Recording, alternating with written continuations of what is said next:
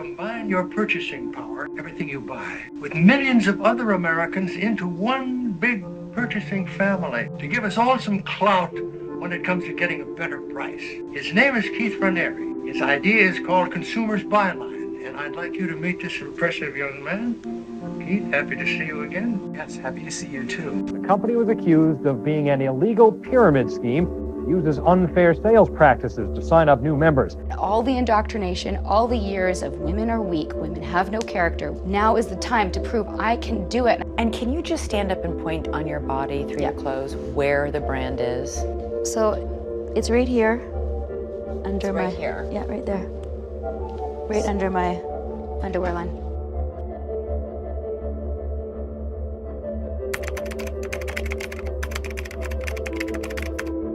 Well, hi everyone, it's Isabella here and welcome back to the channel. So today's video, oh boy, today we are talking about a cult within an MLM, which I'm gonna be honest is like an ass hair away from the same thing. But then, okay, let's all get serious here, okay? I wanna talk about the cult that was involved with the MLM company that was NXIVM. There's so much that I wanna talk about with this. I like finding certain MLMs that are a little bit unique, right? A little bit interesting, have some type of fascinating thing that we don't usually find with MLMs. So when we think of MLMs, a lot of us think of the multi-level marketing companies, you know, MLM, if you guys do or don't know, sorry. Most of the time I think about like Arbonne, Monet, Pearl MLMs that you see on TikTok, Cutco, that kind of stuff. The everyday stuff that, you know, maybe your mom got involved with for a little bit and sold for a tiny second and maybe stopped a bit. Or just a friend of yours that suddenly starts selling it on her Facebook. Sometimes there are some situations where it is taken to an entirely different level. And now, of course, I've talked about absolutely culty MLMs here on my channel,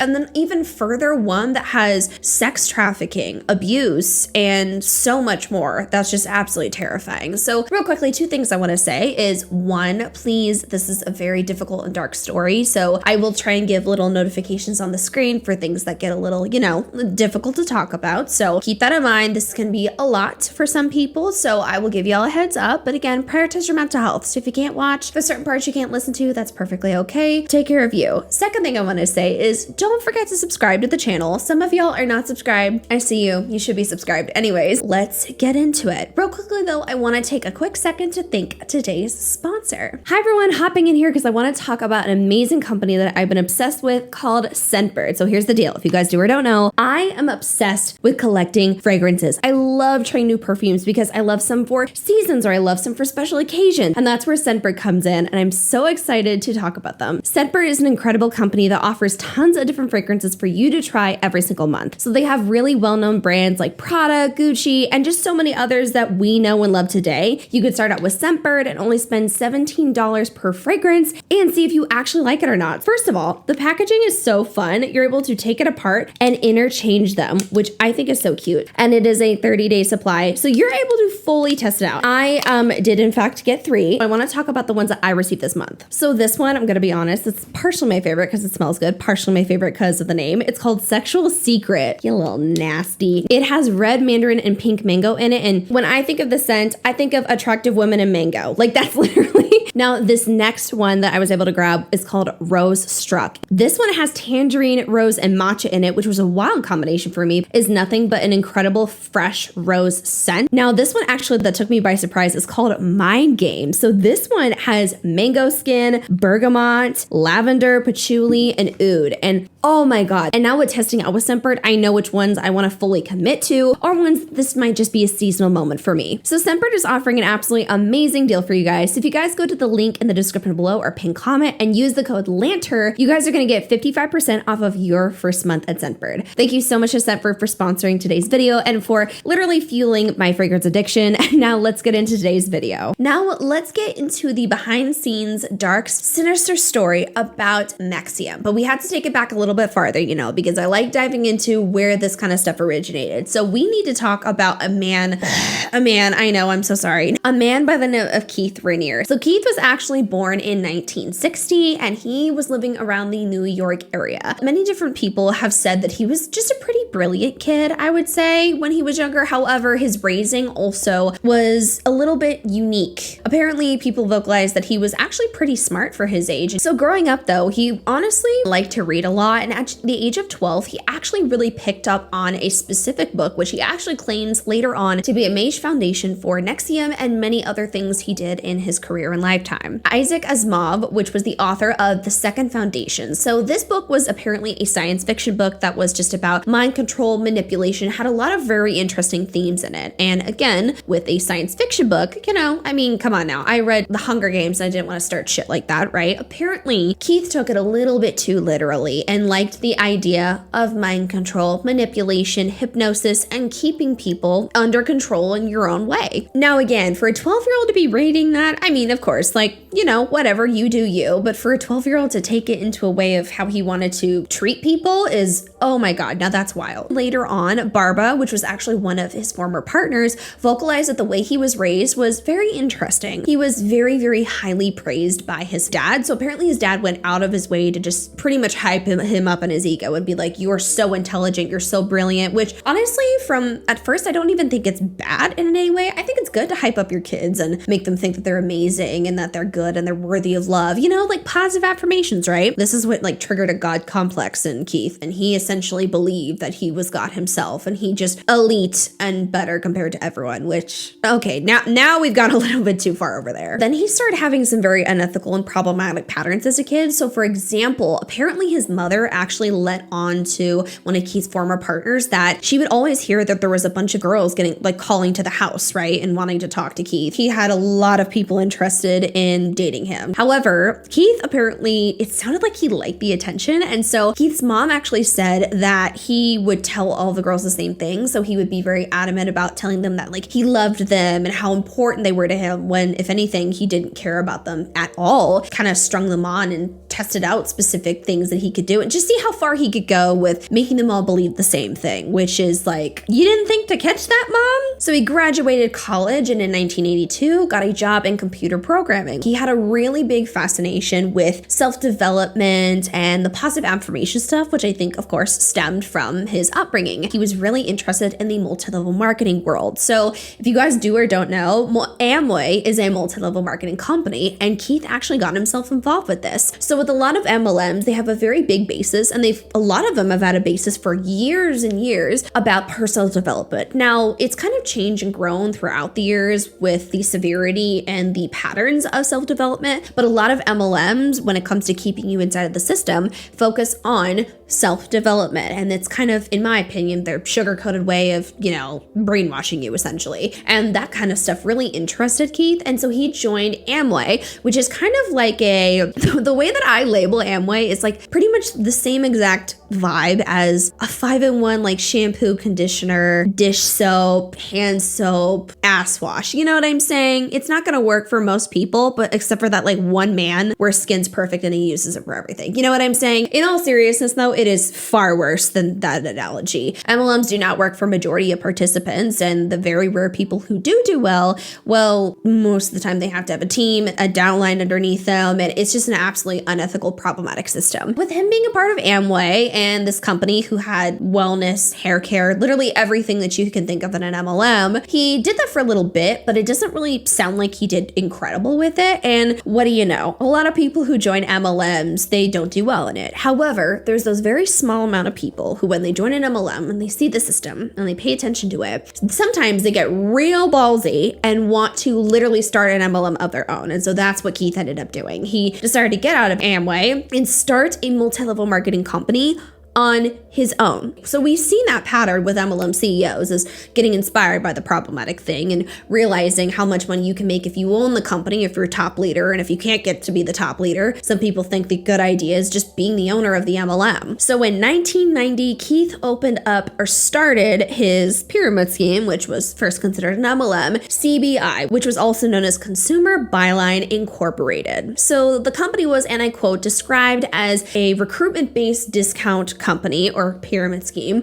where you would be able to get additional discounts with groceries, appliances, you name it. So I'm kind of slightly confused on that, how it worked. But again, I'm not really focusing on that company. We're diving into NXIVM here, right? But so he already had a history of opening up his first MLM, right? That did not do good at all. This company, CBI, literally was investigated by 25 states. The fuck? So there was a lot of promises for changed lives and big commissions, which is what we usually see when it comes to MLMs, with the $19 membership fee for every single month and having many different customers. Apparently it led to a ton in sales. So they did very, very well. However, with all that success, of course, as we usually have seen, an investigation was finally launched into CBI. That wasn't the only thing that he had an investigation for. So Raniere actually opened up another apparent pyramid scheme that was about like vitamins and health and shit, and that also did not go well either. So according to some of this investigation and some of the reports on this, Raniere maintained while under investigation that consumer buyline, or CBI, didn't require people to pay to sell memberships or earn commissions on the sales of those that they recruited. However, the Attorney General did not agree. The ruling stated the emphasis in CBI is clearly not on the sale of a product, but on recruiting new organizational rows to boost memberships. Indeed, the only product in CBI is the membership, but CBI is a classic pyramid scheme. The emphasis in CBI is clearly not on the sale of a product, but on recruiting to boost memberships. Like a pyramid, CBI's matrix is designed to collapse. Keith has had already, just from what we can see with this basis, a big experience with MLMs. He's been there, done that. He's had failed companies. He's had major issues. He has had experience with this. Okay. So this at NXIVM was not his first runabout with this entire situation. So this man is a different level of up, okay? He does not give a shit about other people from what we can see. He's an evil asshole, and clearly he likes the idea of MLMs because he can make some money quickly and lie to people. Now, even with all of this investigation, Keith did not admit to doing anything wrong, and in '96, the company finally shut down. He did agree to pay a $40,000 fine, but again, it was just a slap on the wrist, and he did not learn it anyway. With the entire development of all of his companies and him going through all this, he still had a very big fascination with self-help and development. Like, that was seriously something he loved doing. He loved reading about it, learning, and he just had a very unhealthy, weird obsession with self-help to the point of where it was a little weird, okay? Finally, we're getting close to NXIVM actually getting started. So Keith had a girlfriend at the time who introduced him to a woman by the name of Nancy Salzman. So now Nancy apparently was an individual that promoted a shit ton of pseudoscience, and she was kind of like a nurse apparently. She promoted a lot of bullshit with zero evidence at all, nothing to back it up, and just, again, overall pseudoscience to begin with. However,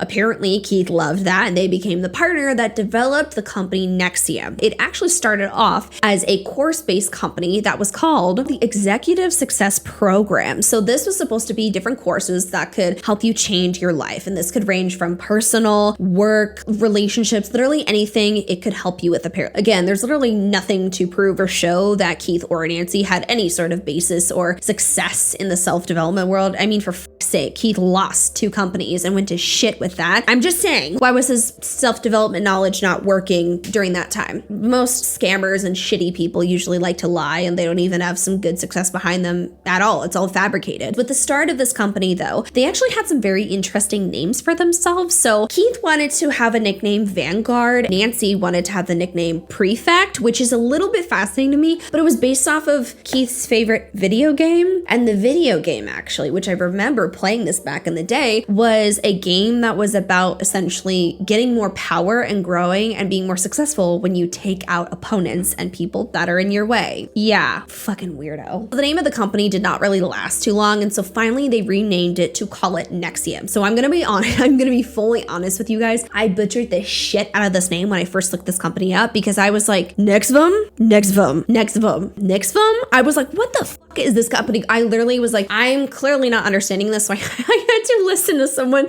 say it for me so I knew I was pronouncing it correctly. So finally, NXIVM was born. NXIVM was a multi-level marketing company that was all about selling you courses. Now, these courses were really fascinating because they were literally 16-day courses that ran for 12 hours each day. So you would be at this conference center, I believe, and you would be at these courses where you would be trained hours and hours upon the day for 12 hours each damn day, learning and growing. And so the concept of this was a little weird to me because almost like nothing was ever enough. So you essentially would take a course and then all of a sudden you were good enough to take the next course. And so you would be encouraged to keep taking all of these courses and grow mentally and physically and all that kind of stuff, which is so wild to me because I don't know how sitting through hours and hours of being taught by some random goofy fuck was going to change your life besides making you feel miserable. I'm going to tell you right now, I have no patience and I can't sit still for too long. I couldn't do it. These courses were out of pocket priced, okay? I'm talking from $2,000 to $7,000 for a course. Weirdos who claim that they have all this knowledge, that they know what they're doing and they can change your life, and they're just completely full of shit. But with this MLM though, of course, the same idea of changing your life, growing in finances, and just overall being a successful individual was huge. So if you could get enough people to join in, then that was beneficial to you, made you look really good, and also you could cover the cost of having these classes. That's actually something that is really fascinating about these MLMs, is they really suck you in and say, oh, well, you know, with this really expensive monthly cost or cost for this course, that can go away if you get more people to join me. And so the toxic system keeps flowing. An example that I found that allegedly took place during these courses was relationship sourcing. I believe the concept was around seeing the benefits around if your partner suddenly died. Yeah, so that's fun. Of course, this is the time where it was not like YouTube tutorials and courses and really great free information was accessible, so people were really eating this up. This also was not helpful because some celebrities and actors joined this MLM, which also kind of added to the credibility, because during this time, celebrity marketing was really more popular and people trusted celebrities more, so people wanting to be involved with the celebrity and all that stuff. It just was one big absolute problem. Now, it's so interesting to me because Keith was really all about encouraging people to be the best, do the best, and looking into other problematic things, but for the most part, it was about improving your life. And that was a very fascinating take on life because he apparently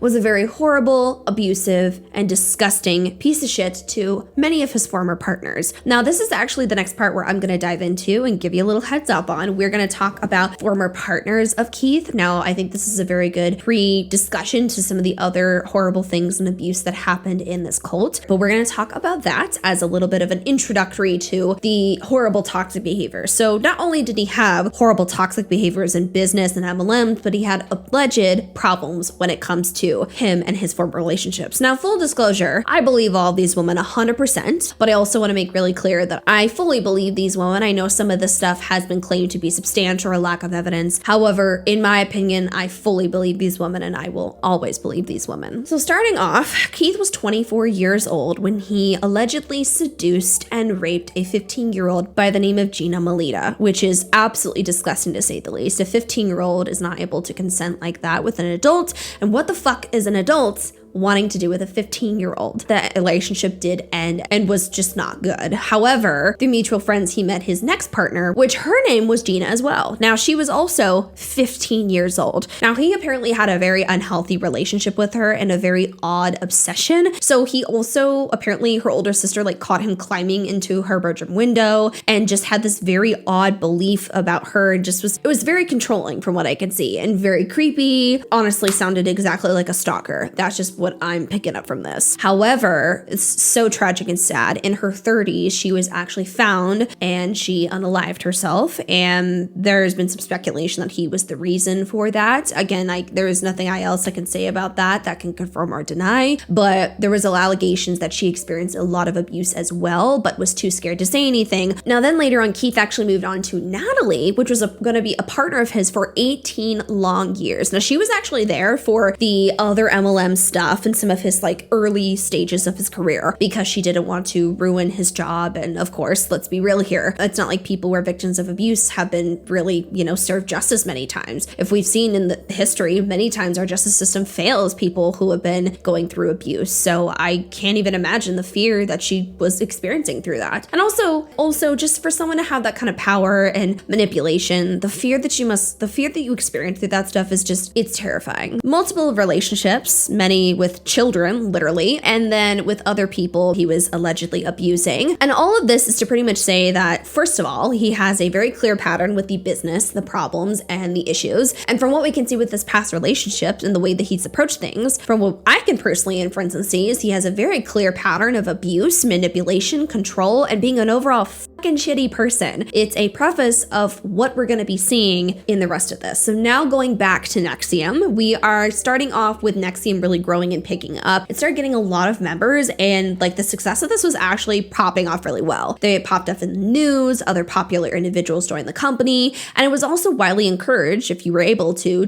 get well-known figures into the company because it added to its belief system. It helped people really broaden their audience. And also, if you have a celebrity at part of your MLM, of course it's going to help out, because if they have fans or people that like them, they're going to come in as well. Now, honestly, with NXIVM, I feel like it was just a gateway to allow Keith to really play out some of his up fantasies and things that he was into and control, if anything. Now, we are going to get to a very sad and tragic story that happened in NXIVM, and we are going to be talking about Kristin Snyder. Now, this was one of the first really major tragic things that actually got some attention, and it's horribly devastating. So in 2002, Kristin was a 35-year-old environmental consultant, and she was really interested in finding a way to improve her life and help herself out. And so she actually saw an ad about the NXIVM courses and was super interested. And so she decided to get a part of it, and she started taking the course. Now, she originally went to one course, which was the typical 16 days, 12-hour period. Oh my God, that's absolutely insane, right? She did really good. She was actively a part of it. And she actually reported back to her mom saying that she thought Keith was absolutely incredible and just brilliant and had nothing but good things to say. However, she decided to take on the second course, and this is where things go downhill. Now, during 2003 was when the second course was happening, and so it was on the 10th day of this second course. She honestly sounded really distressed from other witnesses and was just kind of out of it, and actually went out of her way to vocalize how she was pregnant with Keith's child. Now,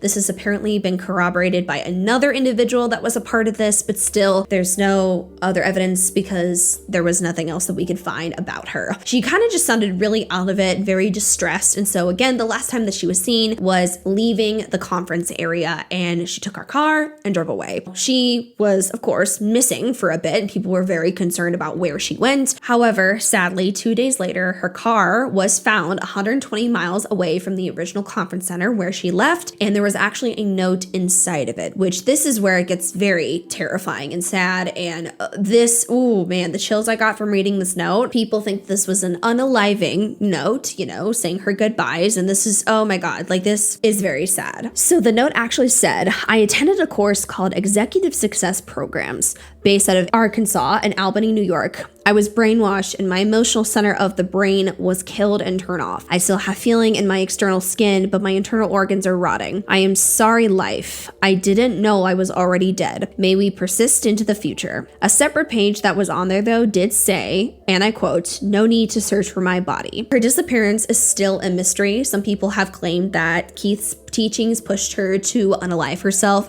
Everything is still up in the air, but the talk of brainwashing and the way that she's discussing her body makes me wonder what was going on in these courses. And honestly, it wouldn't surprise me. I mean, if we see his past history with the way that he's treated people and how he's gone about these companies, in my opinion, he's never cared about anyone else's feelings or what they would go through. And so I feel like this was the true dark start to everything. However, there was no serious backlash from what we could see. And so I feel like it was just simply the green light for Keith to keep taking this as far as he could go. And finally, we are hitting some of the worst of the worst that it can be very triggering for some people. We are going to be talking about DOS, which was what was an extension of NXIVM and the biggest terrifying sex cult and abuse that happened during this. So again, trigger warning, we're going to talk about sexual abuse, trafficking, and going into some details about this. Keith made the DOS group. So what this actually stood for was Dominus Obsequious Sororium. Again, that was kind of a little bit hard for me to pronounce, not gonna lie. But the idea of this was to have a master, which he was going to be the main master and head of everything, and there were going to be his inner circle of slaves. I don't like the terminology, I don't like that, I think it's weird, but you get the idea. He had the idea of him being the head of everything and having an inner circle, which was going to be mainly women. Now, this inner circle, though, was going to be his slaves. However, they had an opportunity opportunity for recruiting more people into this specific group,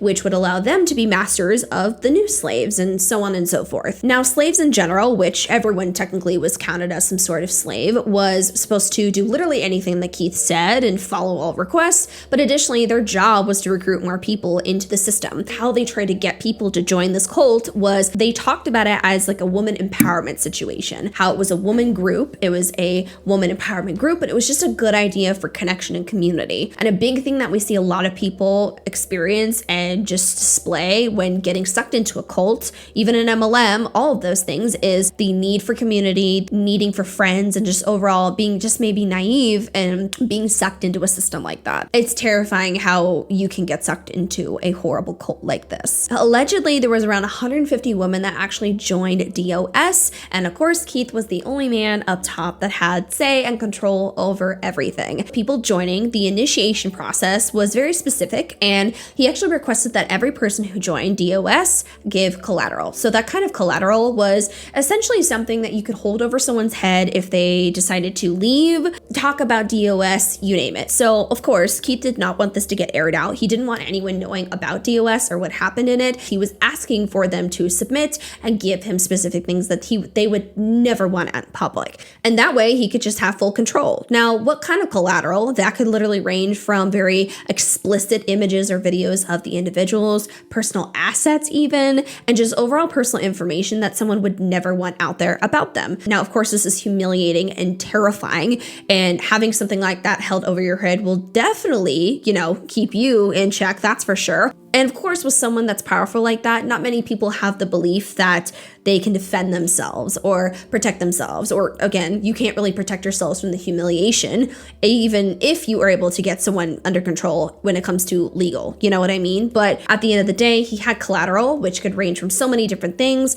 And that was a good way of keeping people in check and control. So if someone threatened to leave, then he would make it very clear he still had all that information. If someone was going to tell, he could let everything out. Now, again, there's many different laws, I think, now that are very protective of like revenge porn, for example. However, I still think at the end of the day, their fear is valid. It's very hard to be judgmental of these women and individuals when you're in an abusive situation like this. I haven't really read this specifically, but I actually want to take a quick moment to highlight a Stockholm syndrome, because one thing I want to be very clear about is I don't want anyone in my comment section blaming women who were victims of abuse in this situation. And because Stockholm syndrome, it is a literal defense system. It is pretty much a syndrome where you are in protection mode and you're doing anything you can to survive. And that could actually lead to you favoring or loving or caring for your abuser. Now, again, this is something not everyone understands, and that's okay. However, that does not give anyone the right to be like, well, why didn't they leave? And why did they deal with that? I'm not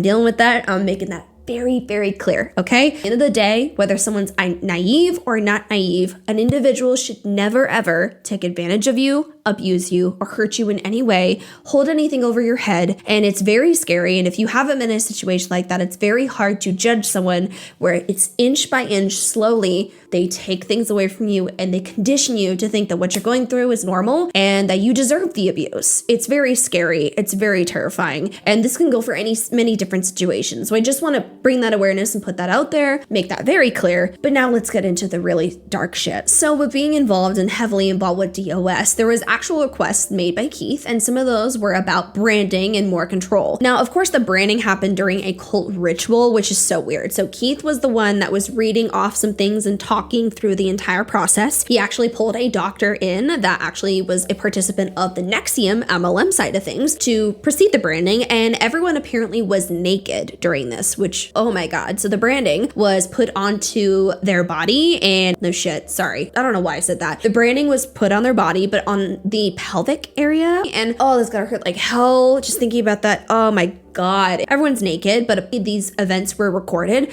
which is further collateral because, you're getting branded and you are naked. There was encouragement for the slaves to be very vocal about how badly they wanted this. And that kind of evidence was helpful for Keith because he could just say, oh, well, they were consenting and they so badly wanted this. And branding someone that you own them, that's not normal no matter what. Like, I don't give a what anyone says, no. So that collateral that I mentioned earlier was not only just used for people who wanted to leave, but it was used to control people if they didn't listen. That collateral was held over people's heads. It was told to everyone that if they were slaves, they needed to listen, otherwise that collateral could get leaked. And so the other masters, which a lot of them were inner circle people or other individuals who recruited more members, they were ones that would boss around their slaves and tell them what to do. So the hierarchy of fucked just got far worse. Keith apparently liked the idea of having people do their dirty work for him, so he had encouraged the masters to use a lot of degradation and degrading people when it comes to if they didn't do something, or just degrading in general, using racial slurs and so much more. Fucking disgusting. Now, this kind of behavior was especially enhanced when the slaves were required to do many different things. For example, the slaves and everyone was really encouraged to eat specifically and have a specific restrictive diet because they needed to fit the body type and look, so they would eat restrictive diets to become the size that Keith liked, which is fuck him. I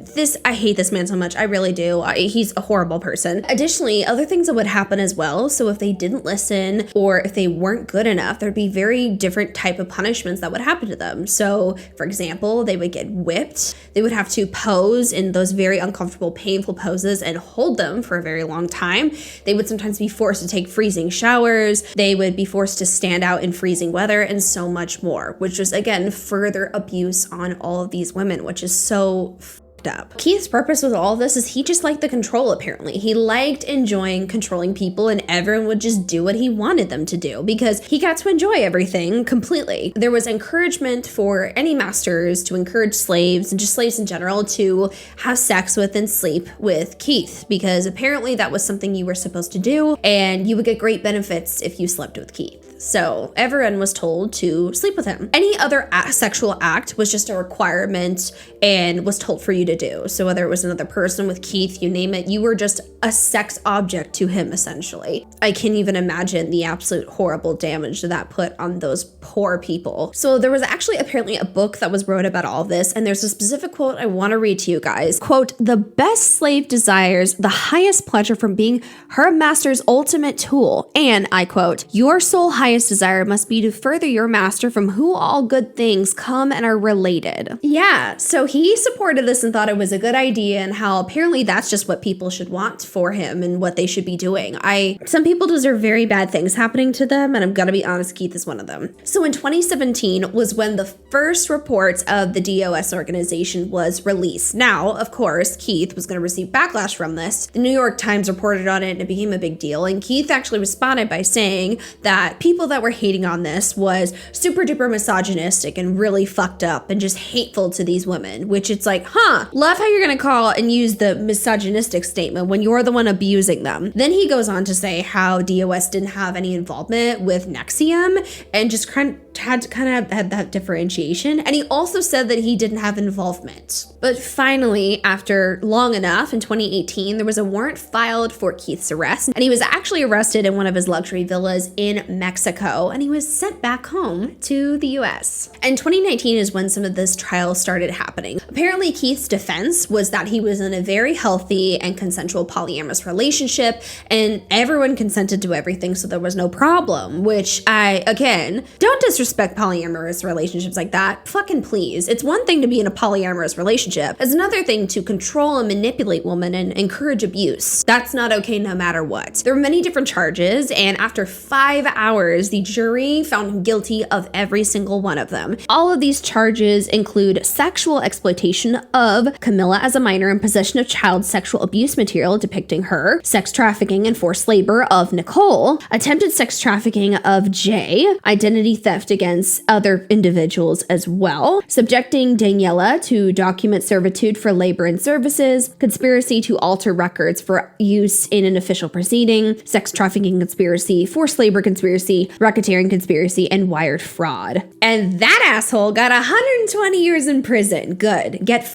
But anyways, he apparently is very strong on how he did nothing wrong and completely denies that he ever did anything wrong to begin with, which that's fine. Rot in prison and be delusional. I really don't give a fuck. Now, you guys remember Nancy from the beginning, who was known as Prefect and also was kind of like a co-founder of NXIVM. She also got charged with identity theft as well, but she also got charged for adjusting evidence, adjusting records that actually would impact a lawsuit that was involved with NXIVM. Now, in January of 2020, which honestly, crazy enough how this wasn't even that long ago, there was actually a lawsuit and investigation involved with NXIVM as well. Keith and several other leaders were named as defendants in a lawsuit filed by 80 former NXIVM members. So the lawsuit actually goes on about allegations of fraud, abuse, and charges the NXIVM organization with being a pyramid scheme, exploiting its recruits, conducting illegal human experiments, and making it physical and psychologically difficult, and in some cases impossible to leave the coercive community. And what's so sad and scary about that is this case is ongoing as of March 2023. So there are still things happening now about the NXIVM case and how it apparently was being abusive and not letting people leave. And it's absolutely would not surprise me considering DOS happening. I'm sure there was many other problematic things that happened with NXIVM as well. To kind of finish up this story, this was the very dark story behind the MLM and the dark cult behind it all. It was horrible. It was abusive. I think the only good thing that I can say about this is at least the asshole is in prison. Now, don't get me wrong, the guy has connections and the guy was involved with many other people who I'm sure are going to continue this on, and some people might see this and be inspired by his teachings and use it for bad, but I'm happy at least some justice is being served and hopefully